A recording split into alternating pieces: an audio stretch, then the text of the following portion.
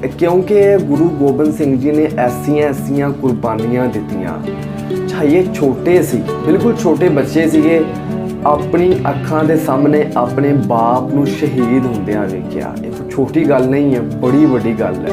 ते सब तो वड्डी जिहड़ी कुर्बानी है ना, वो सी ਵੱਡੇ साहबजादे। चमकौर दी घड़ी दे विच ਵੱਡੇ साहबजादियां नूं शहीद हुंदा वेखिया, फिर उफ तक नहीं किया कि मेरे बेटियां नूं एड्डी दर्दनाक शहादत क्यों हुई है, क्यों शहीद किया गया है। अस्सलाम वालेकुम व्यूअर्स। गुरु गोबिंद सिंह जी ज्योति जोत समाए सिखां दे 10वें गुरु सी। अज आपां उन्हां दी स्टोरी दे बारे कुछ वीडियो लैके आए हैं कि सिख लोग उन्हां दा अज दा दिन ज्योति जोत दा दिन किस तरह मनाउंदे है। पहले आप वीडियो देखांगे, उस तो बाद फिर आप रिएक्ट करांगे। व्हाट्सअप आउंदे आ, इंस्टाग्राम आउंदे आ, फेसबुक आउंदे आ। फेसबुक से मेरे पेज में लाइक करो, व्हाट्सअप ते मैनूं मजीद इदां दीयां वीडियो सेंड करो। सो आओ वीडियो स्टार्ट करिए। गो।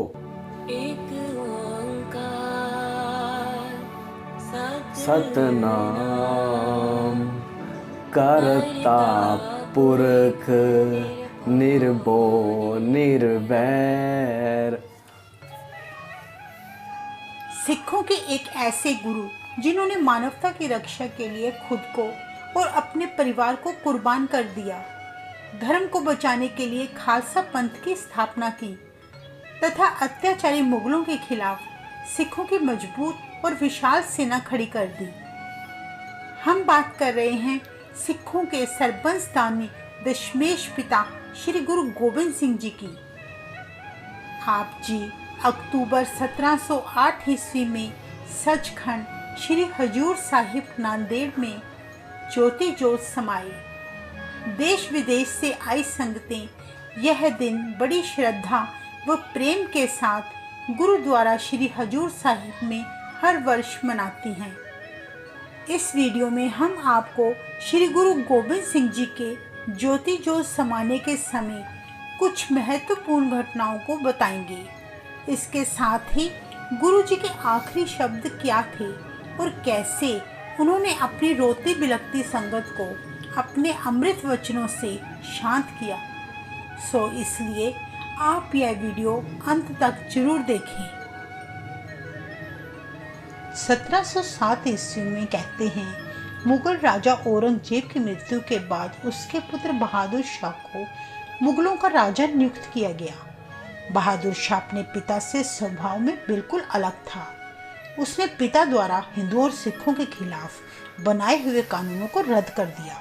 इस प्रकार उसके हिंदुओं व सिखों के साथ रिश्ते सुधरने लगे और साथ ही गुरु गोबिंद सिंह जी जो उस समय गुरु गद्दी पर विराजमान थे, उनके साथ भी बहादुर शाह की मित्रता हो गई। यह मित्रता कई कट्टरपंथी मुसलमानों को बिल्कुल रास न आई, जिनमें सबसे कट्टर था सरहंद का नवाब वजीर खान।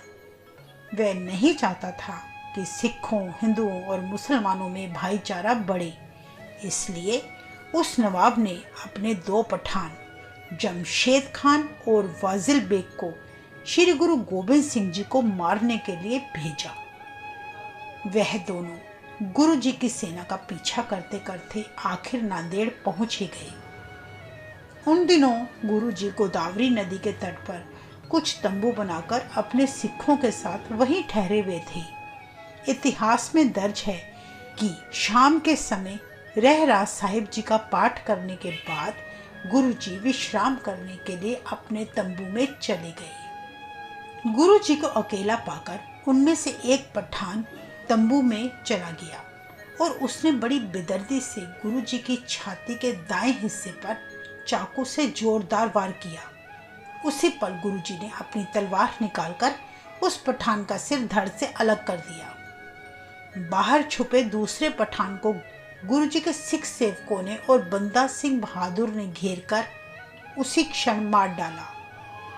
गुरु जी के हमले की खबर जैसे ही बहादुर शाह को मिली, उसने तुरंत अपने विदेश के हकीमों को गुरु जी के इलाज के लिए भेज दिया। आप जी का घाव भर दिया गया और धीरे धीरे आप ठीक होते चले गए। हकीमों ने उस समय सेवकों को सख्त हिदायत दी कि गुरु जी को ऐसा कोई काम ना करने दिया जाए जिससे उनकी छाती के घाव पर जोर पड़े।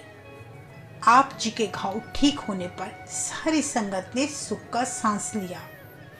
कहते हैं कुछ दिनों के बाद हैदराबाद से आए कारीगरों ने गुरु जी को कुछ तीर कमान भेंट में दिए। जैसे ही आप जी ने तीर कमान पर चढ़ाया, अधिक जोर लगने के कारण आपका घाव खुल गया और देखते ही देखते खून बहने लगा। हकीम ने आपके घाव पर मरहम पट्टी कर दी। आप जी को उसी समय आभास हो गया कि अब सचखंड जाने का बुलावा आ चुका है। बिना समय गवाए आप जी ने अपने सेवकों और संगतों को बुलावा भेजा और भाई दया सिंह जी को कहा कि श्री गुरु ग्रंथ साहिब जी का प्रकाश किया जाए। और गुरु जी ने श्री गुरु ग्रंथ साहिब जी को 5 पैसे भेंट चढ़ाकर माथा टेकते हुए कहा कि अब से सिखों के 11वें गुरु श्री गुरु ग्रंथ साहिब जी होंगे और अब से कोई देहधारी गुरु नहीं होगा। हमारी ज्योत श्री गुरु ग्रंथ साहिब जी में ही रहेगी। जो जीव हमारे दर्शन करने का अभिलाषी होगा उसको श्री गुरु ग्रंथ साहिब जी में हमारे दर्शन होंगे। तब गुरु जी ने शब्द का उच्चारण किया, आज्ञा भई अकाल की तभे चलायो पंथ, सब सिखन को हुक्म है गुरु मानियो ग्रंथ। गुरु ग्रंथ जी मानियो प्रगट गुरां की देह, जो प्रभु को मिल बोच है खोज शब्द में लेहे। राज करेगा खासा आकी रहे न कोय, ख्वार होए सब मिलेंगे बचे शरण जो होए।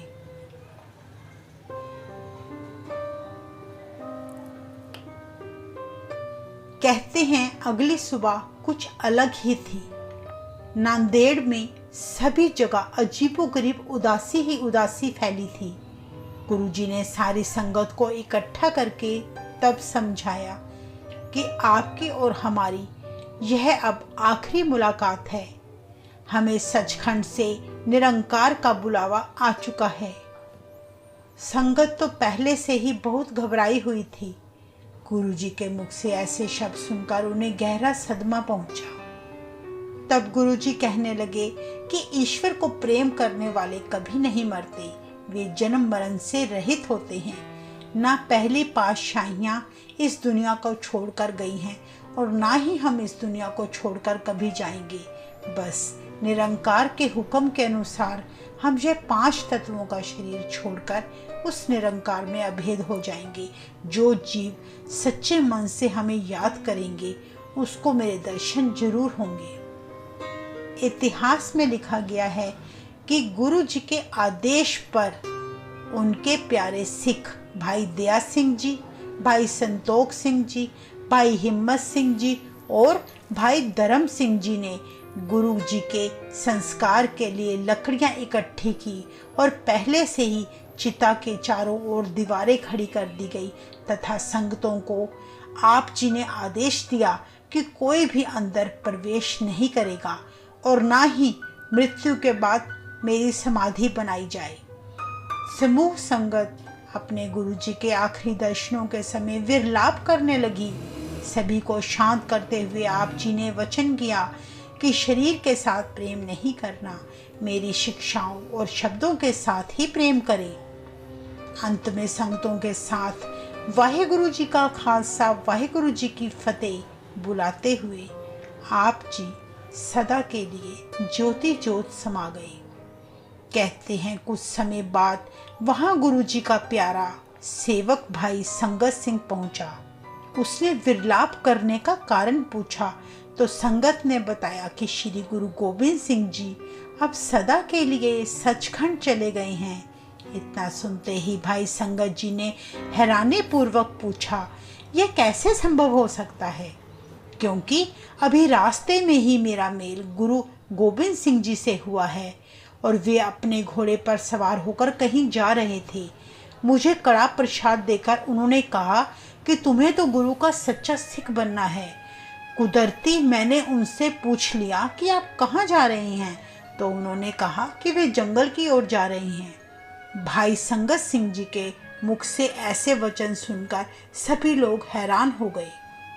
इसके साथ ही हैरानी और अधिक बढ़ गई जब भाई दया सिंह जी ने गुरु जी के संस्कार के स्थान पर जाकर देखा कि वहां गुरु जी का कोई अवशेष नहीं पड़ा था, केवल एक कृपाण ही पड़ी थी। सारी संगत को यह समझने में जरा भी देरी न लगी कि गुरु गोबिंद सिंह जी एक साधारण मनुष्य न होकर बल्कि श्री गुरु नानक देव जी की तरह ही अलौकिक शक्ति हैं, जो अपने शरीर समेत सचखंड चले गए। कहते हैं उनका प्यारा घोड़ा दिलबाग भी उन्हीं के साथ सचखंड चला गया था। गुरुजी ने सारी संगत को समाध ना बनाने के लिए कहा था, परंतु उनके प्यारे सेवकों ने, उनकी याद व प्रेम से भरे हुए हृदयों ने उनकी उस जगह समाध बना दी। वह स्थान अब तख्त श्री हजूर साहिब कहलाता है, जहाँ संगतें पहुंचकर बड़े प्रेम से अपने प्यारे कलगीधर को याद करके नतमस्तक होती हैं। ऐसे थे कुर्बानी के पुंज श्री गुरु गोबिंद सिंह जी। वाहेगुरु जी का खालसा, वाहेगुरु जी की फतेह। ਸੋ ਵੀਵਰਸ, ਇਹ ਸੀ ਅੱਜ ਦੀ ਵੀਡੀਓ। ਗੁਰੂ ਗੋਬਿੰਦ ਸਿੰਘ ਜੀ ਦਾ ਜੋਤੀ ਜੋਤ ਦਾ ਜਿਹੜਾ ਸਟੋਰੀ ਸੁਣਾਈ ਇਹਨਾਂ ਨੇ, ਇਹ ਬੜੀ ਜ਼ਿਆਦਾ ਇਮੋਸ਼ਨਲ ਸੀ ਤੇ ਮੈਨੂੰ ਬਲਕਿ ਮੈਨੂੰ ਖੁਦ ਆਪ ਸੋਚ ਆਉਂਦੀ ਸੀ ਕਿ ਜਿਸ ਟਾਈਮ ਗੁਰੂ ਸਾਹਿਬ ਨੇ ਦੱਸਿਆ ਹੋਏਗਾ ਕਿ ਅੱਜ ਦਾ ਦਿਨ ਮੇਰੀ ਤੁਹਾਡੇ ਨਾਲ ਆਖਰੀ ਮੁਲਾਕਾਤ ਹੈ, ਉਸ ਟਾਈਮ ਦੇ ਸਿੱਖਾਂ ਦੇ ਦਿਲਾਂ ਦੇ ਉੱਤੇ ਕੈਸੇ ਤੀਰ ਚੱਲਦੇ ਹੋਣਗੇ, ਦਿਲ ਛੋਟੇ ਪੈ ਗਏ ਹੋਣਗੇ, ਕਿਉਂਕਿ ਗੁਰੂ ਗੋਬਿੰਦ ਸਿੰਘ ਜੀ ਨੇ ਐਸੀਆਂ ਕੁਰਬਾਨੀਆਂ ਦਿੱਤੀਆਂ।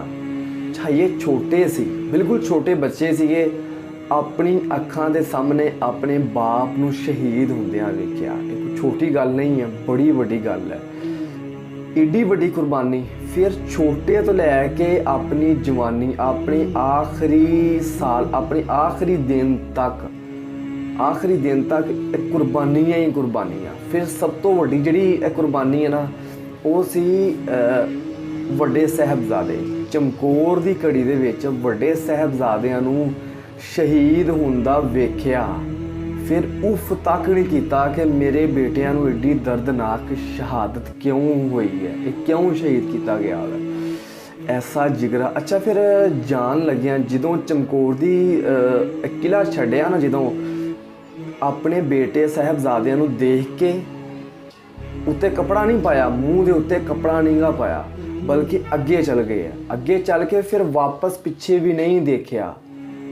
ਐਸਾ ਜਿਗਰਾ, ਐਸਾ, ਮੈਂ ਕਹਿੰਦਾ ਕਿ ਯਾਰ ਐਸੀ ਕੁਰਬਾਨੀ। ਤੇ ਮੈਂ ਕਹਿੰਦਾ ਕਿ ਯਾਰ ਮੈਨੂੰ ਕੋਈ ਸਮਝ ਨਹੀਂ ਆਉਂਦੀ, ਮੈਂ ਹੁਣ ਅੱਗੇ ਮੈਂ ਕੀ ਕਹਾਂ। ਫਿਰ ਲਾਸਟ ਤੇ ਫਿਰ ਗੁਰੂ ਗੋਬਿੰਦ ਸਿੰਘ ਜੀ ਦੇ ਅਲਫਾਜ਼ ਸੀ, ਰਾਜ ਕਰੇਗਾ ਖਾਲਸਾ। ਇਹ ਗੁਰੂ ਗੋਬਿੰਦ ਸਿੰਘ ਜੀ ਦੇ ਅਲਫਾਜ਼ ਹੈ, ਖਾਲਸਾ ਦਾ ਰਾਜ ਆਏਗਾ, ਹਰ ਸੂਰਤ ਆ ਕੇ ਰਹੇਗਾ। ਰਾਜ ਖਾਲਸਾ ਦਾ ਰਾਜ ਕੀ ਹੈ? ਗੁਰੂ ਗੋਬਿੰਦ ਸਿੰਘ ਜੀ ਨੇ ਜਿਹੜੇ ਕਾਨੂੰਨ ਅਪਣਾਏ ਹੈ, ਉਹੀ ਕਾਨੂੰਨ ਹੈ, ਉਹੀ ਕਾਨੂੰਨ ਅੱਜ ਅਪਣਾਵਾਂਗੇ ਤੇ ਉਹੀ ਖਾਲਸਾ ਰਾਜ ਹੈ। ਲਾਸਟ ਤੇ ਗੁਰੂ ਗ੍ਰੰਥ ਸਾਹਿਬ ਜੀ ਨੂੰ 11ਵਾਂ ਗੁਰੂ ਬਣਾ ਕੇ ਗੁਰੂ ਗੋਬਿੰਦ ਸਿੰਘ ਜੀ ਫਿਰ ਲੋਕਾਂ ਨੂੰ ਦੱਸਿਆ ਕਿ ਜਿਹਨੂੰ ਕਿਸੇ ਵੀ ਸਵਾਲ ਹੋਵੇ, ਜਿਹਨੂੰ ਕੋਈ ਵੀ ਸਵਾਲ ਹੋਵੇ, ਉਹ ਗੁਰੂ ਗ੍ਰੰਥ ਸਾਹਿਬ ਜੀ ਦੇ ਕੋਲ ਆ ਜਾਵੇ, ਉਹਨੂੰ ਹਰ ਇੱਕ ਸਵਾਲ ਦਾ ਜਵਾਬ ਮਿਲੇਗਾ। ਤੇ ਗੁਰੂ ਗ੍ਰੰਥ ਸਾਹਿਬ ਜੀ ਫਿਰ ਐਸੀ ਬਣਾ ਕੇ ਗਏ ਜਿਨ੍ਹਾਂ ਵਿੱਚ ਮੁਸਲਮਾਨਾਂ ਦੀ ਬਾਣੀ ਵੀ ਸ਼ਾਮਲ ਹੈ, ਜਿਨ੍ਹਾਂ ਵਿੱਚ ਹਿੰਦੂਆਂ ਦੀ ਬਾਣੀ ਵੀ ਸ਼ਾਮਲ ਹੈ, ਜਿਨ੍ਹਾਂ ਦੇ ਵਿੱਚ ਸਿੱਖਾਂ ਦੀ, ਮਤਲਬ ਕਿ ਹਰ ਇੱਕ ਧਰਮ ਦੀ ਵਿੱਚ ਬਾਣੀ ਸ਼ਾਮਲ ਕਰ ਦਿੱਤੀ ਵੀ ਤਾਂ ਕਿ ਸਿੱਖ, ਮੁਸਲਮ, ਹਿੰਦੂਆਂ ਦਾ ਭਾਈਚਾਰਾ ਆਪਸ ਦੇ ਵਿੱਚ ਨਜ਼ਦੀਕ ਤੋਂ ਨਜ਼ਦੀਕ ਆਵੇ। ਬਾਕੀ ਵੀਡੀਓ ਬੜੀ ਜ਼ਿਆਦਾ ਇਮੋਸ਼ਨਲ ਸੀ, ਬੜੀ ਸਟੋਰੀ ਬੜੀ ਅੱਛੀ ਬਣਾਈ ਸੀ, ਇੱਕ ਚੀਜ਼ ਦੀ ਸਮਝ ਆਉਂਦੀ ਸੀ ਕਿ ਉਸ ਵਕਤ ਦੇ ਸਿੱਖਾਂ ਦਾ ਦਿਲ ਕਿਸ ਤਰ੍ਹਾਂ ਛੋਟਾ ਖੱਟਾ ਹੋ ਗਿਆ ਹੋਏਗਾ, ਉਹਦੀ ਬੜੀ ਬਖੂਬੀ ਸਮਝ ਆਉਂਦੀ ਸੀ। ਬਾਕੀ ਮੇਰੀ ਇੱਕ ਆਪਣੀ ਰਾਏ ਸੀ, ਮੇਰਾ ਇੱਕ ਆਪਣਾ ਖਿਆਲ ਸੀ। ਤੁਹਾਡਾ ਹੀ ਖਿਆਲ ਹੈ, ਤੁਹਾਡੀ ਕੀ ਰਾਏ ਤੁਸੀਂ ਕਮੈਂਟ ਬਾਕਸ ਵਿੱਚ ਲਾਜ਼ਮੀ ਦੱਸੋ। ਇਹ ਸੀ ਅੱਜ ਦੀ ਵੀਡੀਓ, ਮਿਲਾਂਗੇ ਤੁਹਾਨੂੰ ਅਗਲੀ ਵੀਡੀਓ ਵਾਸਤੇ। ਇਜਾਜ਼ਤ ਚਾਹੁੰਦੇ ਹਾਂ, ਅੱਲਾ ਹਾਫਿਜ਼।